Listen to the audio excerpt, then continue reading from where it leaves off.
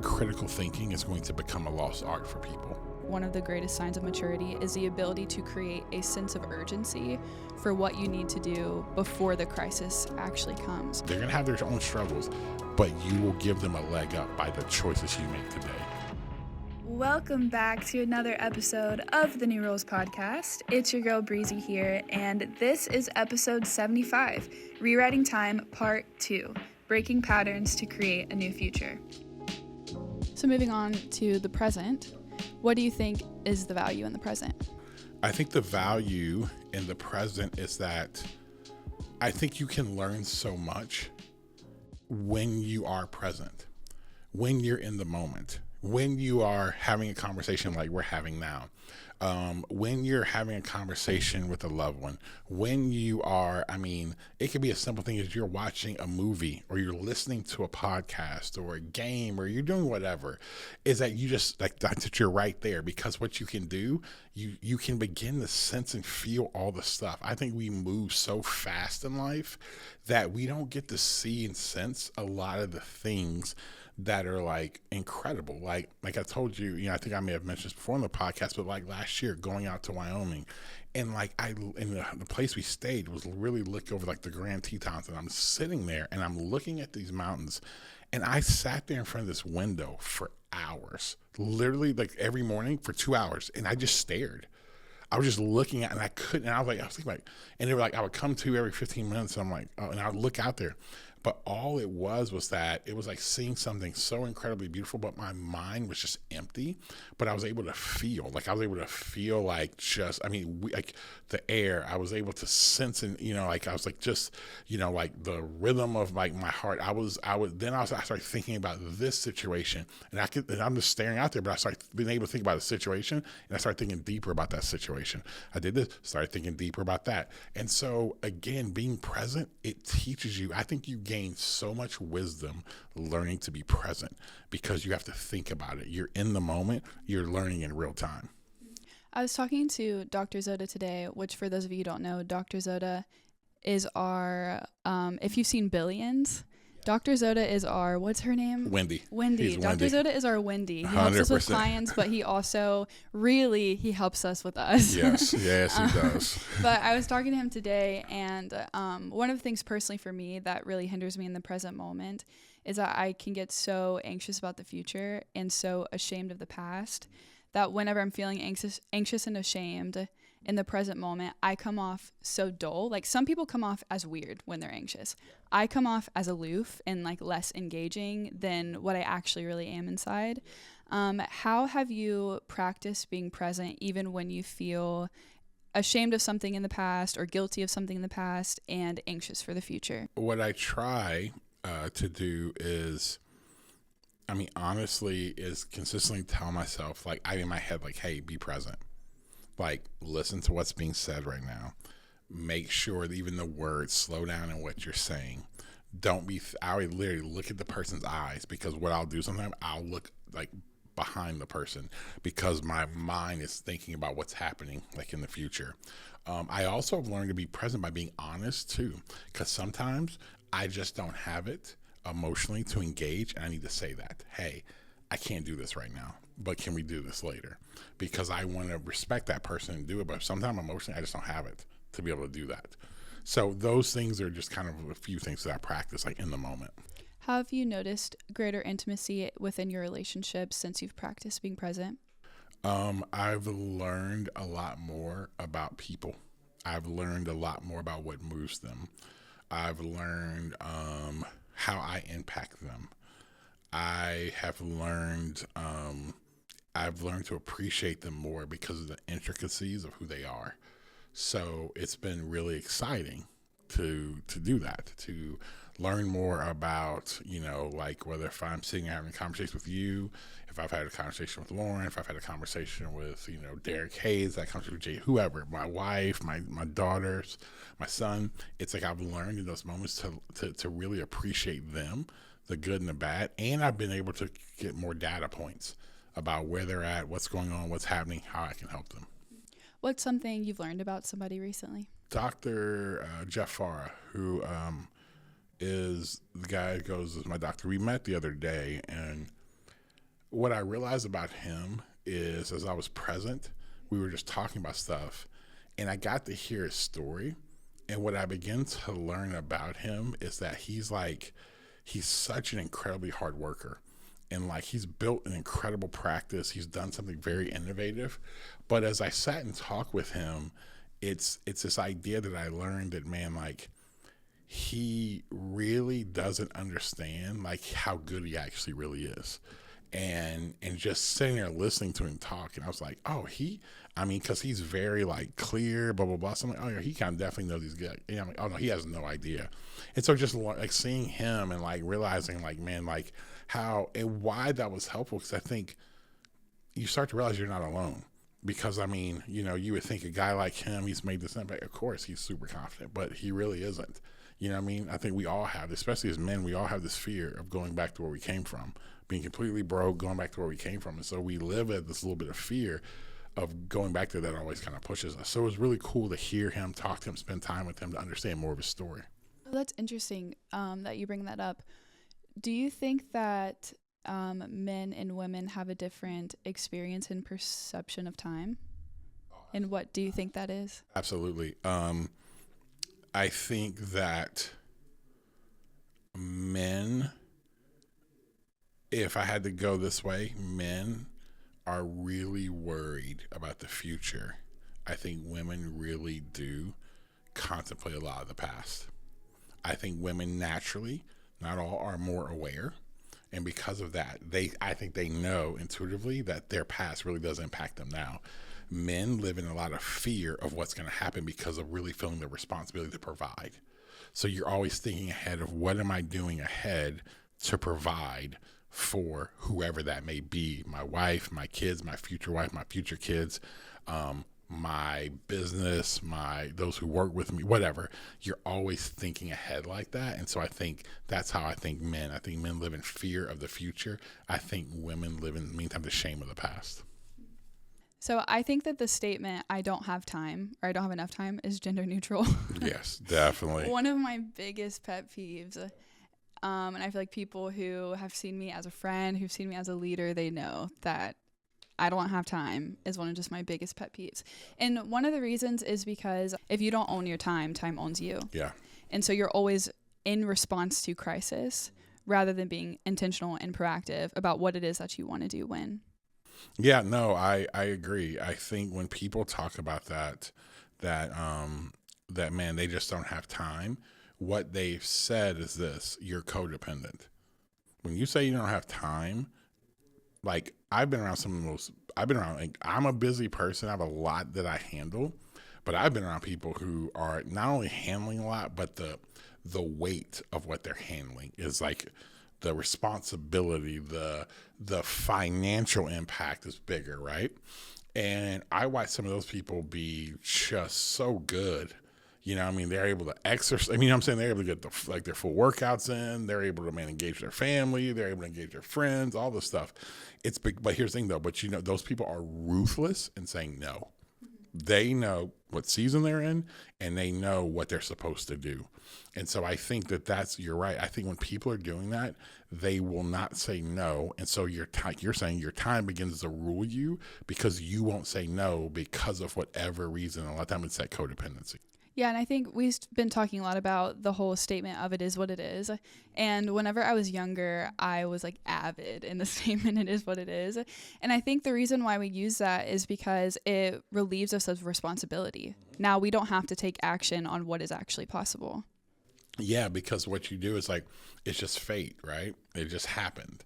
And so now that means it's just this mythical thing. It's just the whatever your belief is. It's the gods. It's just, it's just the vibes. It's whatever that has created your circumstances when you're or you just made really clear decisions that have led you to this place. And so I think that's where, being able to take responsibility, because there are things that are unexpected that you had no idea. But a lot of times I think things that we just chalk up is because we have not been diligent and we have not been ruthless with our time. I think that it's incredibly important is to be ruthless with your time. Ruthless is what you're focusing on. And I think that's understanding what season you're in. We are right now, as we mentioned earlier, in this season of launching new things. I have to be ruthless in what I'm focusing on. I naturally get opportunities for different things. I'm even being challenged this week, and I was thinking about that. Like, I have to say no to certain things. I also, though we're busy, still have to make room right now, personally, to do some things I want to do. Meaning, like, I still like to play video games. Why do I like to do that? It's the one place I can be where I don't have to think about something. So what does that look like? I'm still going to do that, even though I'm in an incredibly busy season of building stuff. And somebody could look at that and be like, man, that's the biggest waste of time. It's not a waste of time for me. It actually resets me, decompresses stuff for me that allows me then to be as effective as I need to be. One of the reasons why I have a lot of compassion for the it is what it is mindset is because I also do understand how that mindset is created when you grow up survivalistic. So your life is spent in response to crisis. One thing that I really appreciate about you, and I would say that you had a similar experience, but as you start to become an adult and you start to mature, I think one of the greatest signs of maturity is the ability to create a sense of urgency for what you need to do before the crisis actually comes. How do you think that you've developed that sense of urgency within your life without it becoming a looming anxiety or being pushed by this desire to not have to live crisis by crisis? That's a great question. I would say it's because, and then this will go back to like time and understanding time. I think I'm able to do that because my life was trained. So my life was trained that I moved to different places, like literally different states that were hundreds of miles away. So when I walked into a new school, I had to understand what were the power dynamics. I had to know, I could look, okay, that's a popular kid, that's a popular girl.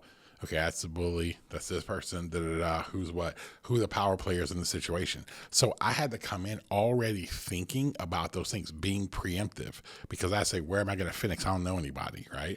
So who's somebody I can connect with, have a friend, Then playing sports and then playing the position I played in basketball, I always had to be thinking ahead, 3, 4, 5 plays ahead. I had to know the game plan. Everything was always kind of that, right?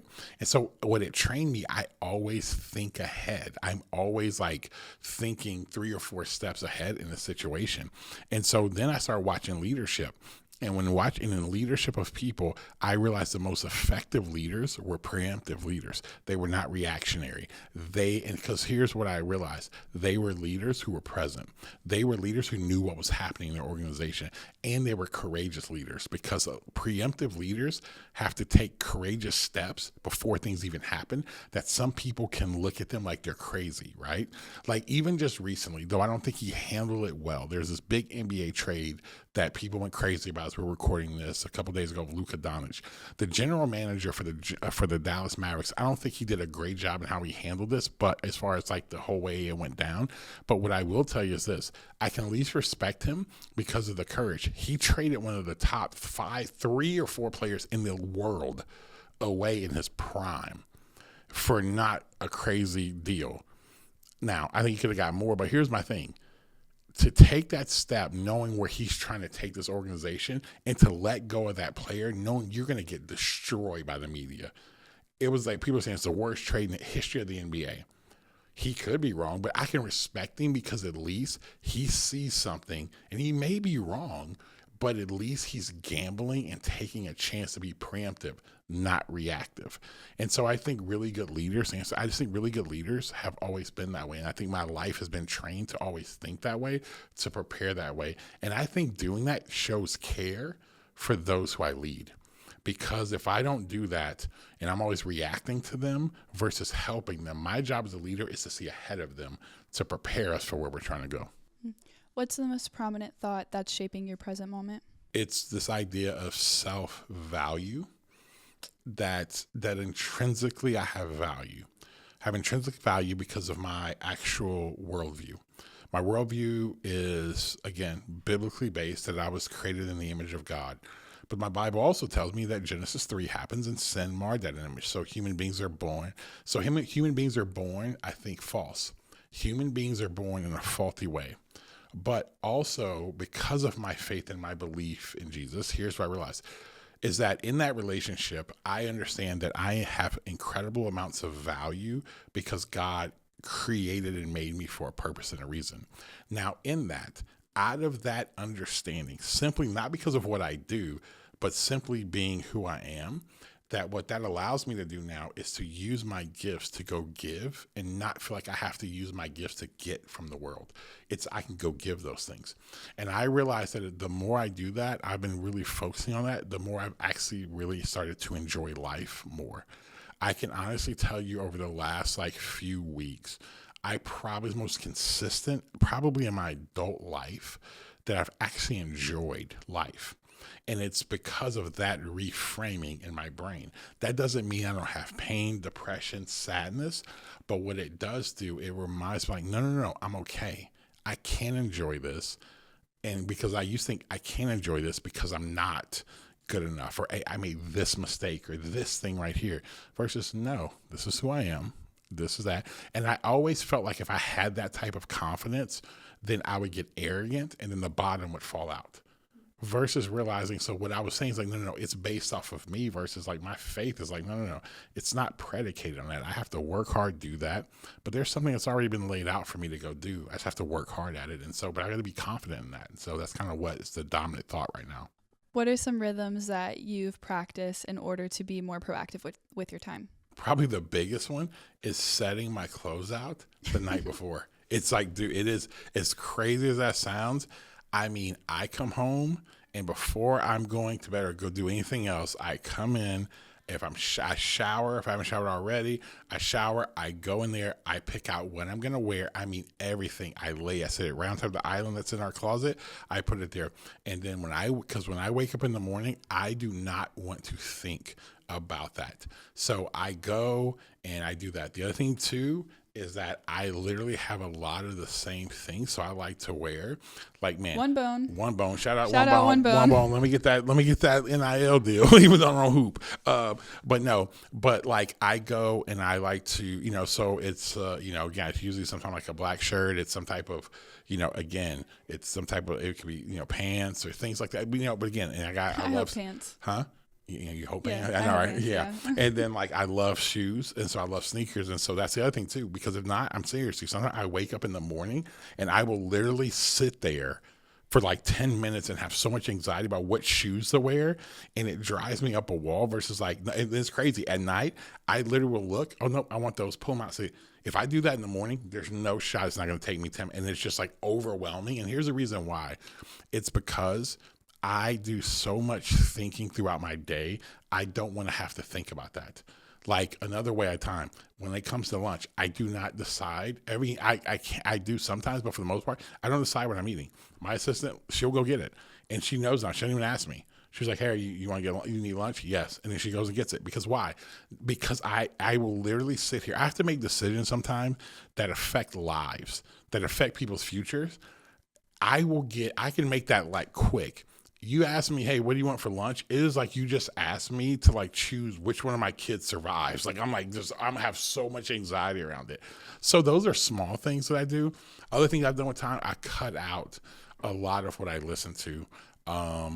I've tried to be better now at just listening to music when I drive. And here's why, because I can become so obsessed with what I'm thinking about, and I can always be thinking. I could always be on the phone. I could always be making that call. And that seems very efficient, right? I'm on my way. I'm going to make this call, do this. But what it ends up doing, it makes my mind race, and I don't make deeper quality decisions. So when I drive home, I'm either going to listen to a podcast or I'm going to listen to music, and that's it. I'm not going to, if I can make a phone call, I'm calling a friend just to mess around, to joke, whatever. But I'm not making too many of those calls, because what ends up happening in that moment, I just get too overwhelmed in that process. Okay, so now moving more into the future. When you think of our future, what do you see? The future of the world, future of our company, future what? Tell me. Future of the world. I think when I think about the future of the world, what I see before us is incredible opportunity. I think that whenever there's disruptive technology, there is so much opportunity that's there. I also see that there's opportunity for those who are willing to practice the discipline of quieting themselves and thinking deeply. I think that critical thinking is going to be an incredible asset for people, because with machine learning and things like that, and still a fast-paced world, critical thinking is going to become a lost art for people, because they're just going to have a machine think for them. They're going to have, and we're still going to be fast-paced. So that's just another thing that stops us from having to think deeply about stuff.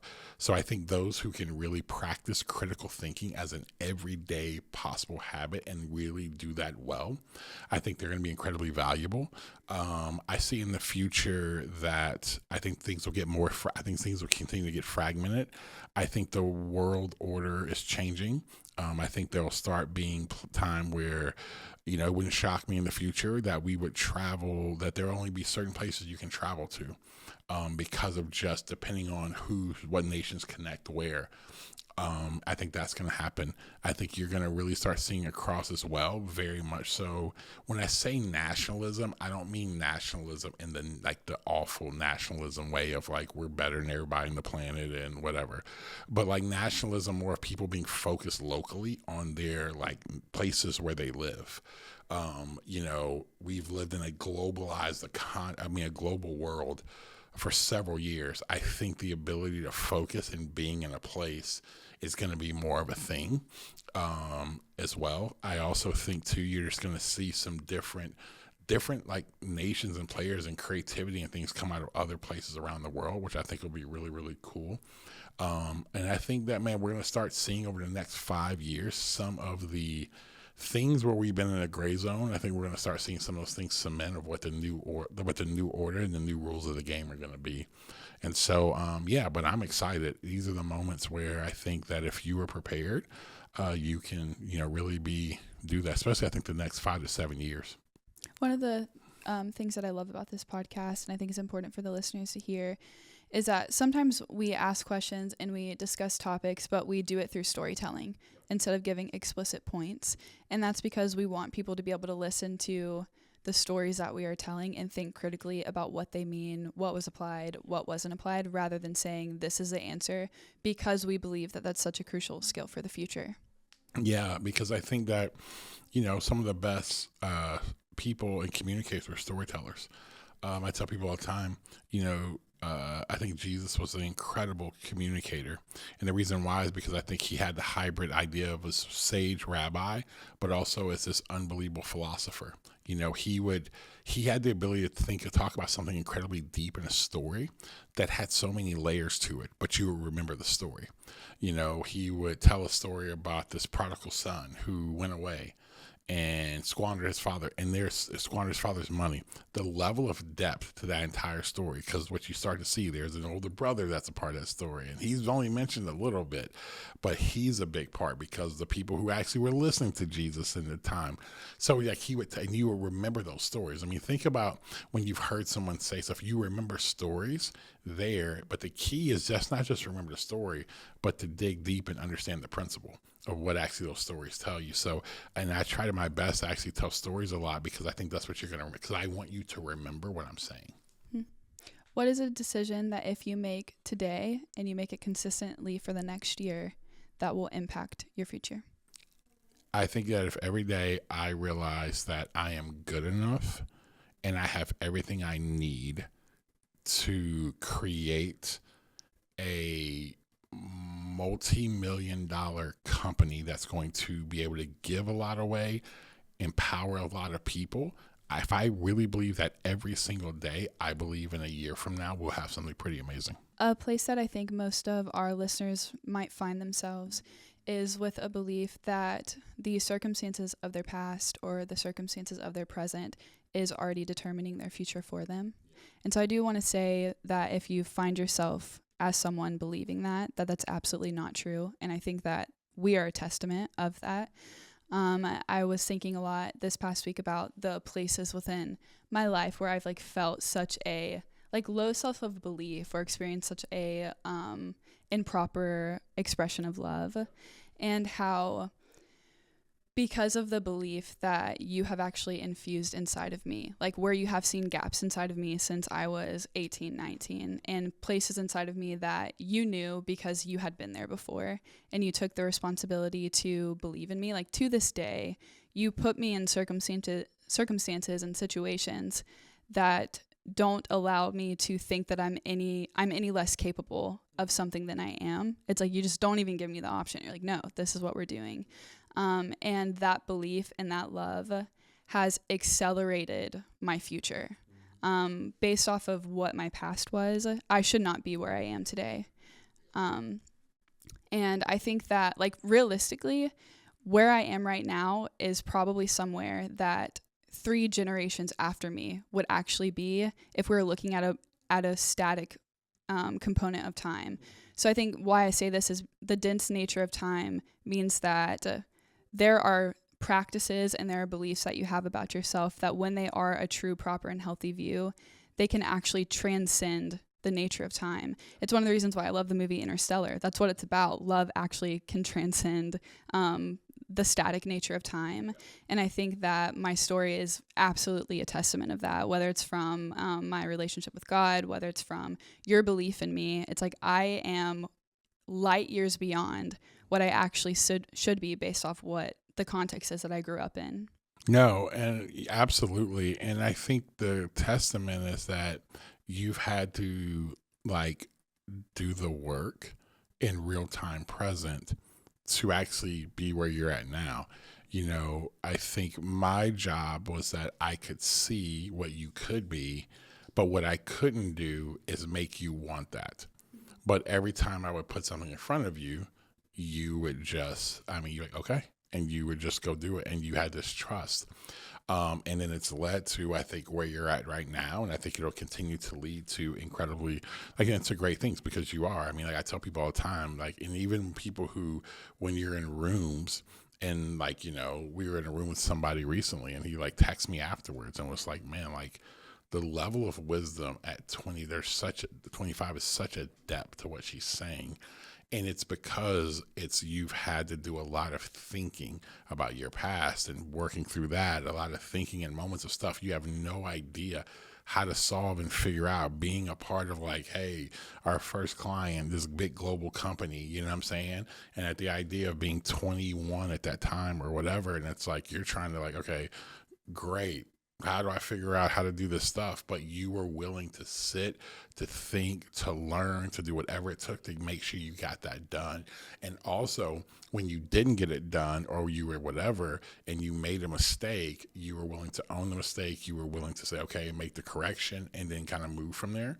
And so I think that's a testament to you and your ability to do that. And I think that for everybody out there, we have a responsibility to, why we have to handle time and have the right view, because if we handle time and have the right view, we can genuinely, like you said, we can transcend and impact generations. I think about like my father made a decision on multiple times to take a risk. Like he took a risk to go to move with his father his senior year, who he didn't live with ever, to then gave him an opportunity to go to a junior college out in the middle of, like, he took a risk to go to literally the middle of Kansas, right? And there's like small junior college, terrible situation. But that's all he knew. He was willing to go. That situation led to him being a place to then go to like North Alabama, to then what that led to him having the opportunity to go and then being a Hall of Famer there. And then he met my mother there. And, and then they get married, and then he had an opportunity to go play, but he made a decision. I want to go into coaching and move to Atlanta. He always took these steps, but my father taking these chances, it shaped me, some good, some bad. And so I tell people, how you handle time and your view of that impacts generations. And so your choices matter. And so how you do it will impact generations.